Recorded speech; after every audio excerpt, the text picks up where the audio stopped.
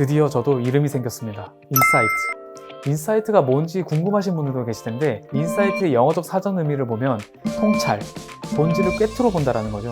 앞으로도 많은 이슈들에 대해 본질을 꿰뚫어 보는 시선으로 여러분들에게 다가가도록 하겠습니다. 그럼 오늘 오토포스트 인사이트 시작해 보겠습니다.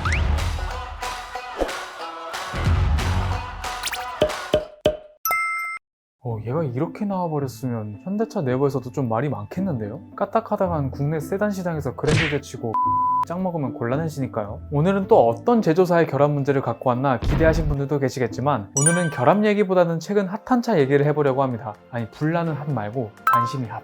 지난 4월에 출시된 K8은 출시되기 전부터 출시된 지 한 달이 지난 지금까지 이래저래 말이 많죠? 출시 전엔 문제 많던 2.5 그 엔진이 그대로 장착된다고 말이 많았고, 출시 직후엔 사전계약 역대 최고치를 찍었다고 말이 많고, 최근엔 그 사전계약 물량 밀려서 마이너스 옵션이 등장했다고 말이 많고, 참 다사다난하죠? 마이너스 옵션에 대해서는 뒤에서 다시 얘기해 보도록 하고요. 암튼 그래서 오늘은 무엇을 얘기할 거냐? 바로 지난주에 막 출시된 따끈따끈한 K8 하이브리드입니다. 요즘 자동차를 구매하려고 하시는 분들이 가장 고민인 게 아마 내연기관차는 점점 살 자리가 없어서 전기차를 사야 하나, 근데 또 전기차는 충전 스트레스 때문에, 이 두 가지를 가장 많이 고민하실 텐데요. 이런 고민들을 현실적으로 해소시켜 줄 수 있는 차가 바로 하이브리드죠. 그래서 최근 출시된 K8 하이브리드 모델에 소비자들의 관심이 쏟아지고 있는데요. 특히나 K8 하이브리드에는 하이브리드라는 특성 말고도 주목할 점이 한 가지 더 있죠. 하이브리드 모델치고 비교적 내연기관 모델과 가격이 큰 차이를 보이지 않는다는 점입니다. 근데 또 이것 때문에 한간에는 현대차 내부 관계자들이 골치를 썩고 있다는 소문이 들리는데, 대체 왜일까요?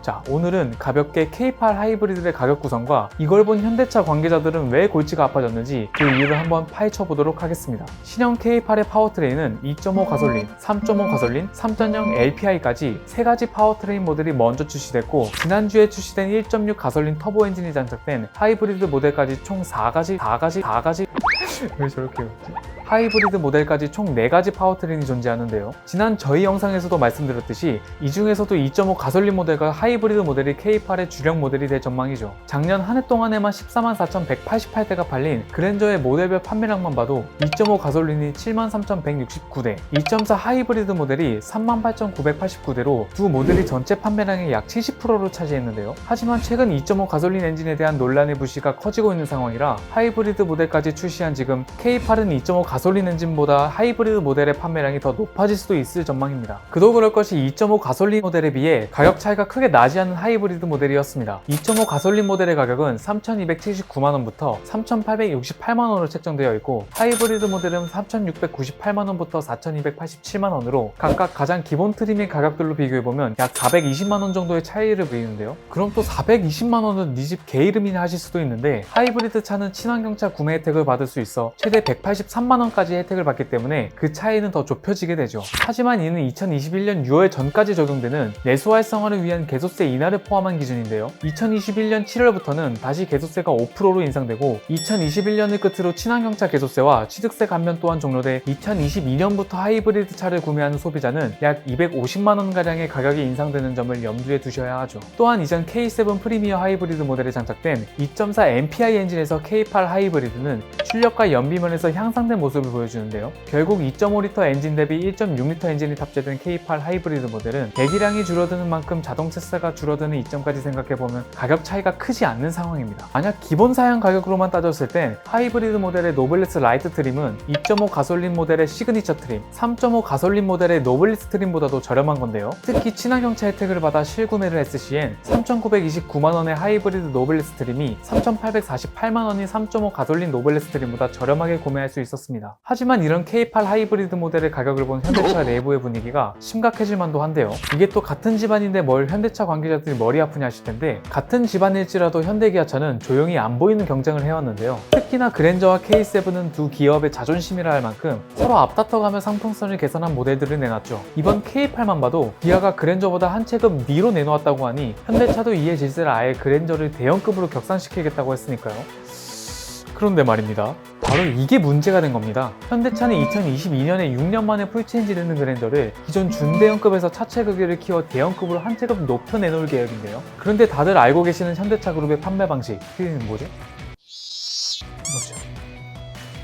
풀체인지를 거친 모델의 경우 기본 차량 가격을 올리는 방식으로 이득을 취해온 거죠. 하지만 풀체인지 되는 그랜저가 아무리 대형급으로 격상한다고 한들 결국 경쟁 상대인 K8과의 가격 차이가 많이 벌어지게 된다면 중대형급 시장을 꽉 잡던 그랜저의 판매량에도 악영향을 끼칠 수가 있는 건데요. 거기에 소비자들의 비난은 덤이고요. 풀체인지 되는 그랜저의 가격이 터무니없이 인상되어 출시된다면 이상할 수 있는 소비자들의 반응은 너무나도 뻔하죠. 이러려고 중대형에서 대형으로 올렸냐? 역시나 이번에도 돈 더 받아먹으려는 수작이었다. 이러다가 그랜저가 6천만원 찍겠다 등 대충 이런 반응들이 나올 텐데요. 그렇다면 현재로서 가장 저렴하게 살 수 있는 3,698만원의 K8 하이브리드 기본 모델의 옵션 수준은 어느 정도일까요? K8 노블레스 라이트 모델의 기본 사양으로는 전방 충돌 방지 보조, 차로 이탈 방지 보조, 운전자 주의 경고, 하이빔 보조, 차로 유지 보조 시스템 등의 기본적인 운전자 주행 보조 옵션이 탑재되었고 9개의 에어백, 전후방 주차거리 경고 등의 안전 사양과 17인치 타이어와 하이브리드 전용 전면 가공 휠, 프로젝션 LED 헤드램프, LED 턴 시그널 등의 외장 사양도 기본으로 탑재되었는데요. 이 정도 기본 사양이면 충분하다는 소비자분들도 계시되고 아쉽다는 소비자분들도 계시겠죠. 결국 판단은 개개인마다 다 다르겠지만요. 최근 논란이 되는 후방 주차 충돌 방지 보조와 원격 스마트 주차 보조를 빼는 마이너스 옵션의 경우 기본 모델인 노블레스 라이트 모델에는 기본적으로 두 옵션 모두 적용되지 않기 때문에 출고 기간에 영향을 미치진 않을 것으로 보입니다. 그렇다면 대형급으로 재정이 되어 출시될 풀체인지 그랜저 하이브리드 옵션과 가격은 어느 정도 수준일까요? 내년에 출시되는 그랜저 풀체인지에는 현대차 그룹의 기술력이 집약될 예정이라고 합니다. K8과 마찬가지로 기존 2세대 플랫폼에서 3세대 플랫폼이 적용될 것으로 보이고요. 특히 풀체인지 그랜저 하이브리드 모델엔 기존에 아쉽다는 평이 많던 6단 변속기에서 8단 변속기가 채택될 계획이라고 합니다.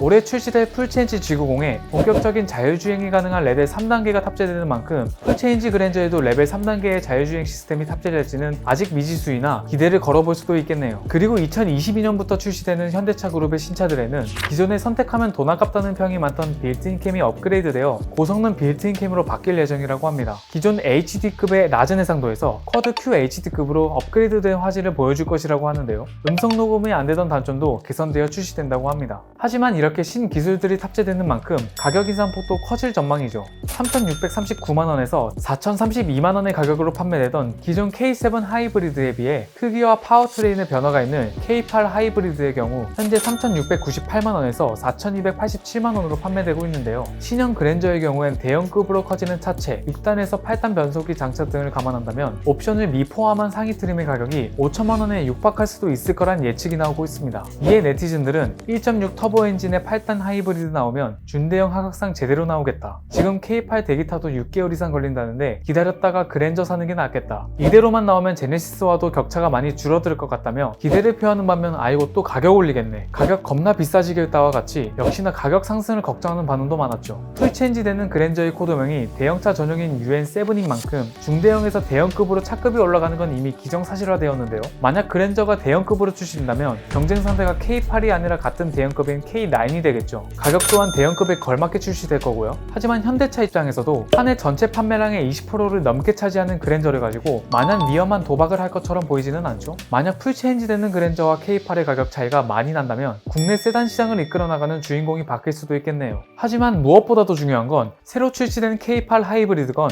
풀체인지 되는 그랜저건 차의 크기나 디자인을 바꾸고 신기술을 접목시키는 것이 주가 되기보단 몇 천만 원을 내고 구입하는 소비자들이 안심하고 탈 수 있는 차를 만드는 것이 더욱 중요하다는 걸 현대차가 인지했으면 좋겠습니다. 오늘 영상 이만 마치도록 하겠습니다. 오토포스트 인사이트였습니다. 도로를 달리던 승용차의 주차할 불이나 때마다 신발 유족은 급발진을 주장했습니다.